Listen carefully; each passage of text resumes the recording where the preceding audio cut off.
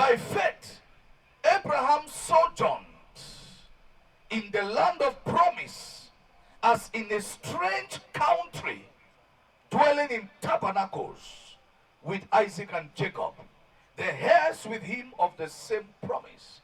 Abraham himself, he moved by faith because he obeyed what God said. When Abraham obeyed God, everything he saw physically didn't make sense to him. But yet, in the midst of foolishness, faith sustained Abraham. Let faith sustain you. There are a lot of things around your life which appears foolish because you are obeying God. I want to tell you, the reality of the result of your obedience is unseen to you. God is very close to you more than you can imagine.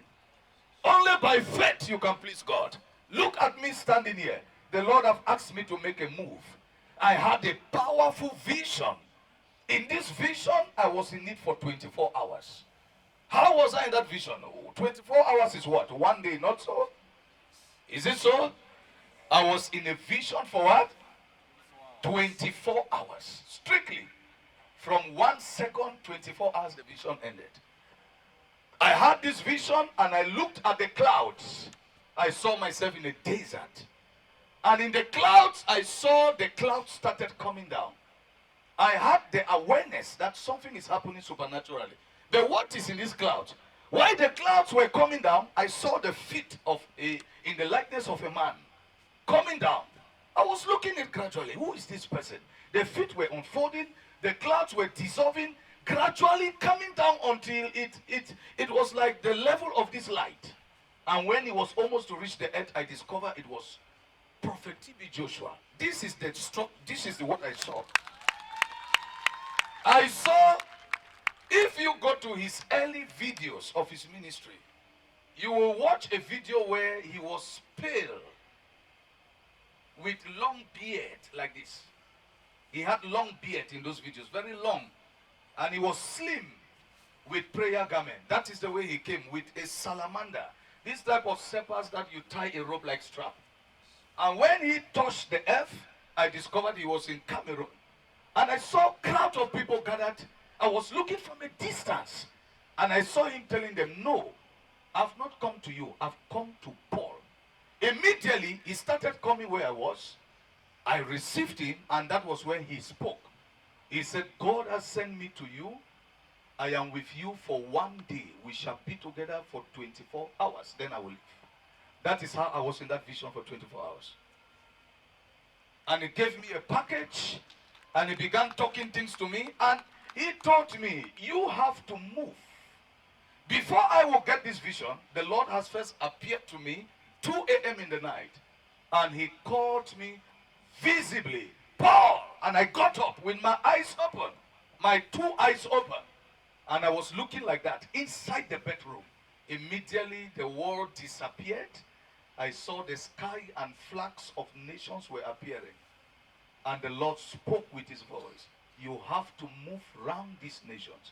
After that one, that was when I saw this one of Prophet T.B. Joshua, and he equally pointed to me. He said, God have asked me to tell you, don't look at your ministry because it is time to move. What did that mean? It means by sense knowledge, if I look at my ministry, a small ministry, I will see that according to human way of building up structure and organization, administration, I would think that it has not yet reached a level to get to certain height. But he told me, God have said, don't look at your ministry. Time has caught you. You have to move. Immediately he pointed at the air. In the same way, flags of nations were appearing. Of course, Zambia, you are the first. Flags of nations were appearing with the names written there.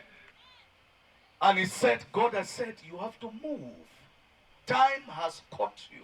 Please repeat this. Time has what? Caught you. God's time is not your time. That is why you see that I am coming from a humble background, a humble ministry. But I want to tell you, the move and the ways of God are not man's ways. I am moving because God says I have to move with you. As you are standing right here, your faith has to connect to God.